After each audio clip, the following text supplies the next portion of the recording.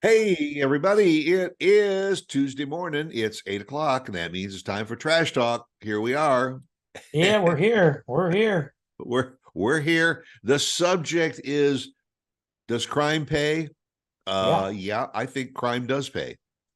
And we just started talking a little bit about all the things that you hear about, and you say that guy should be in jail, but he's not because Yeah, I guess you got to pick the right crime. That's what we should specify. well, that's true. I mean, there's plenty out there.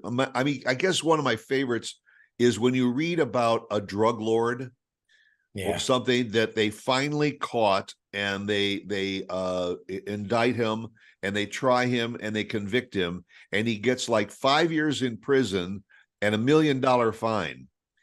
In the meantime, the guy's got probably 20 bank accounts on the Caymans and in Switzerland and everything filled with $1 billion worth. So he figures, hey, I'll sit back. Maybe I'll get a college degree while I'm sitting in the can. Yeah, And they get those big cartel. Well, like the biggest thing with the cartel guys is like they mostly will probably end up dead before going to well, jail, more than likely. But yeah, then you got those cartel guys where, I love watching those documentaries and stuff like that. So you got a cartel guy that's like, he lives somewhere in the mountains of blah, blah, blah, Mexico. We don't really know what he looks like. And he's been running this cartel for 40 years. And I'm like, bro, this dude's good. Like, he's going to retire and die. And maybe his life kind of is different because he can't leave that area. But who cares when you own a mountain? yeah. Why not just let him live on his mountain? At that, or like the mafia bosses, that there is very, very few mafia bosses that end up getting indicted because they got everybody else doing the job for them. Yeah, and then when it really started going downhill, they all started turning on each other, ratting on each other, and it was really, honestly, it was the younger generation. It wasn't the older generation Yeah, of the mob. It was the younger generation that started just couldn't handle it, and they started flipping and all that stuff. But yeah, yeah, think about it. Think about all the people we don't know that have gotten away with it. And then, the people we hear about on the news daily of something happened or CEOs of companies that were, they were sitting there insider trading or funneling money, and all they do is get a slap on the wrist. yeah. They get a slap on the wrist, or they get either a light sentence, a suspended sentence, or so because it was their first indictment. Yeah, they're first. Could you Yeah, imagine if I got indicted? yeah. There wouldn't be no slap on the wrist. You just wouldn't see. I'd be doing trash talk from like behind bars if they allowed me to. I'd literally have bars in front of me being like, well, today on trash talk, I'm gonna make wine out of the toilet. Yeah. And you also notice how every time that they interview some of those guys that are behind the bars, none of them have ever committed that crime. You know, No, no, yeah, there's nobody. Prison is filled with innocent people. There's nobody guilty in prison. Okay. right, right. No, We know that. I really have a hard time with it because then you always hear about the guy who, he's got 4 kids and they are starving to death. And he goes down to the grocery store and he steals about 25, $30 worth of groceries to feed his family. And some entry level security guard or something catches him and Yeah. they charge him and put him away in jail. And now his family is worse off because he was just out trying to feed his family, while some other big magnet or something of a corporation is just absconded with billions, and he has a team of attorneys that plead the fifth.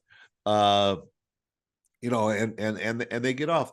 The legal system works for the benefit, I think, of the criminal. They say Well, because yeah. didn't we all grow up with the phrase "you're innocent until proven guilty"? Yeah, I never believe that phrase No, because that's not the way it works. uh, it, People yeah, toss, people sit there and say the minute they hear something, I mean, think about it. I'll use this example and just one of the most recent examples when we talk about celebrities. Jonathan Majors, one of the biggest up and coming celebrities out there, great actor, just signed a massive deal with the MCU, with Marvel, going to be the next big bad for Marvel. Shortly after the release of his second appearance as the character in Marvel, Kang, he gets there's rumors and circulation that he abused his girlfriend, that he choked her out, that he slapped her, all this stuff. Instantly, the minute that we hear that, and not me per se, or you, but we as the collective, as we hear that, oh my gosh, he's going to lose all this money. He's guilty. I can't believe he did that. As it turns out, which by the way, Disney has not gotten rid of him yet, so that kind of should tell you something.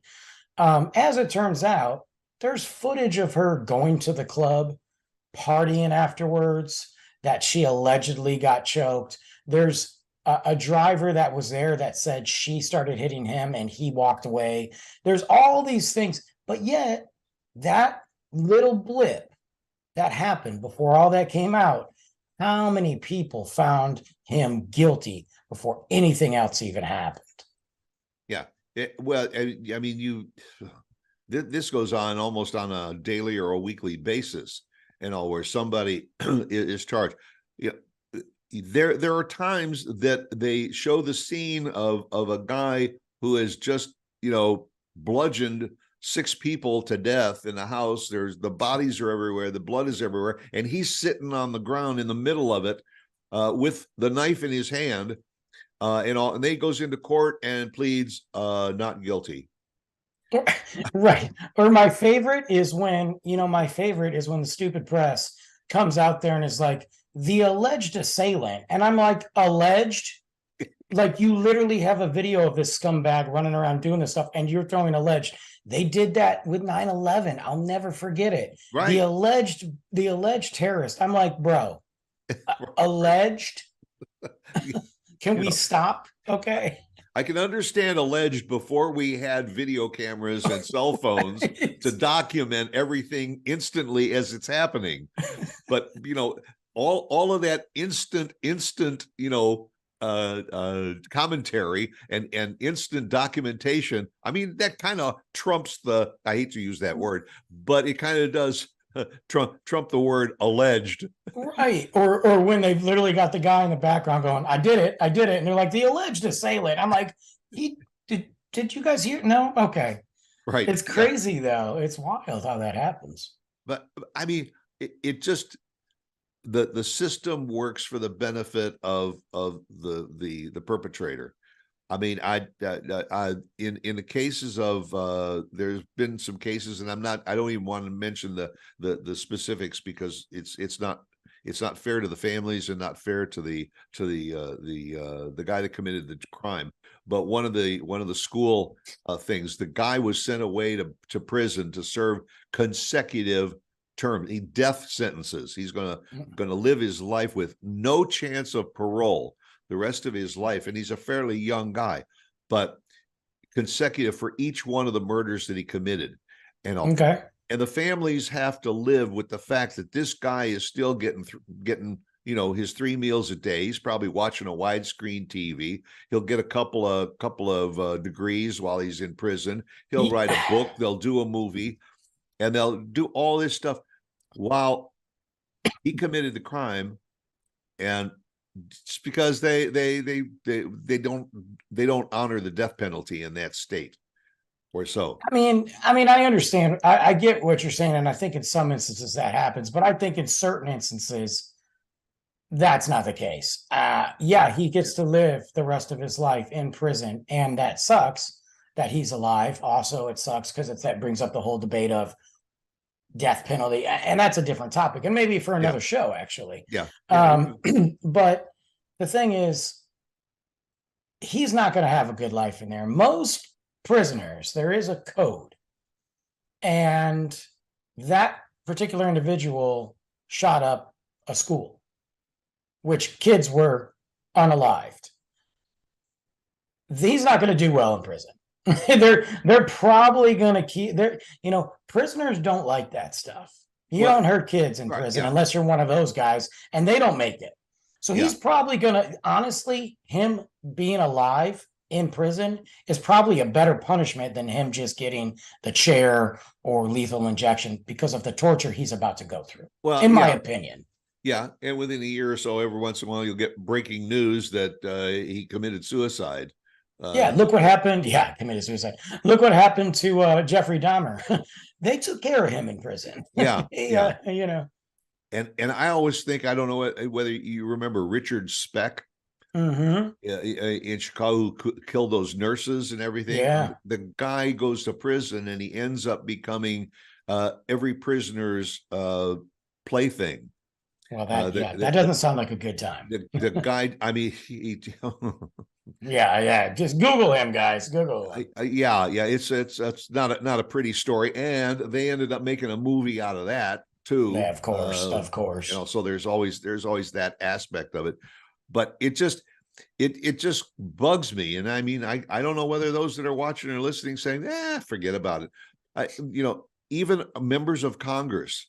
Well, there you go. Now we're going somewhere. Now we're cooking. When they get caught red-handed doing stuff, lying, cheating, stealing, or all of the above, and there is no firm rule that says you just do the slightest thing, you lose your job. Goodbye. Right. We'll deal with you on the outside, but they still go to work every day. They're still voting on stuff for the benefit of supposedly the people that elected them, even though they elected them under false pretenses. Right. It's amazing that our own Congress is that way. Here, I just want to show you something. This is a list. You can go to Wikipedia, and it shows you every member of Congress that has been indicted, going all the way back to George Washington. And I just put up, this is from George W. Bush's presidency on. And these are just a list of the people of the various branches, executive, legislative branches during each president's term. The list goes on and on. And the vast majority of all these people, they were indicted for bribery. Of course. Look, I don't like this doesn't surprise me at all. It's probably going to surprise some of the other people out there because they don't believe it. You don't get in power. You do not play the political field. There's this small percentage of people that have played the political field without some sort of bribery and lies and deals. That's why it's corrupt. I mean, that's why going all the way back to George Washington, it is, you put people in power and they become corrupt. And that's what happens. And just look at now. Let's just look at now. Everything that is circulating, the president, his family, the ex-president, candidates, Congress, there's some sort of corruption. What was that Matt Gaetz guy? Is that his name? Yeah. Creeper. He sits there and he sends Venmos to an underage girl. And then there's all these text messages. And what happened to him? Nothing. They did nothing. He's literally and he's still out there. He's still talking about the morals of society. Now, look, maybe there was. Look, I'm gonna play make believe for a second for the show.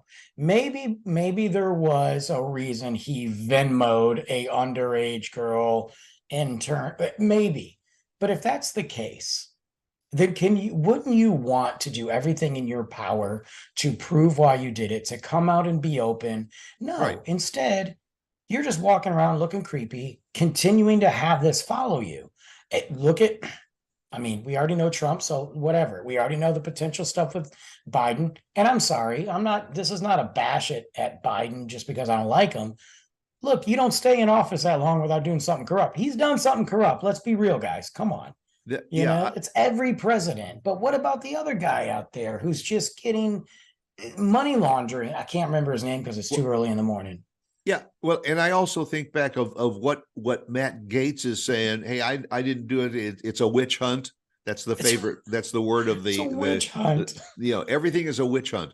But I didn't do it, and even though you can prove that I didn't do it. And then I think back to the time when Al Franken was approached. He was serving in Congress, and some girl had accused him of just inappropriate behavior. I think even when he was on Saturday Night Live, and then after, and I don't know whether it was they kicked his butt out of Congress, immediately. But I don't understand why there's a double standard too. There is. Look at Clarence Thomas, all that stuff that happened years and years ago. And I was young when that happened. I remember about it. And I remember them making fun of it on SNL back then. Yeah. But that was an issue, whether it was proven, whatever. But typically 9 times out of 10 where there's smoke, there's fire. Let's be real. Maybe it didn't cross the line, but maybe there was a situation that put these guys in there. Whether they decided to go left or right, who knows? Yeah. But my thing is, why are we holding the clerk at a Walmart?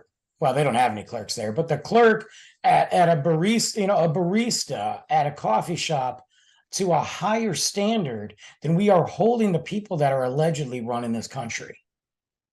Yeah, it's money. That's what I say. It's money. It's a double standard, and our politicians, they're the ones that are saying, well, why would you use the Fifth Amendment and everything if you're not guilty?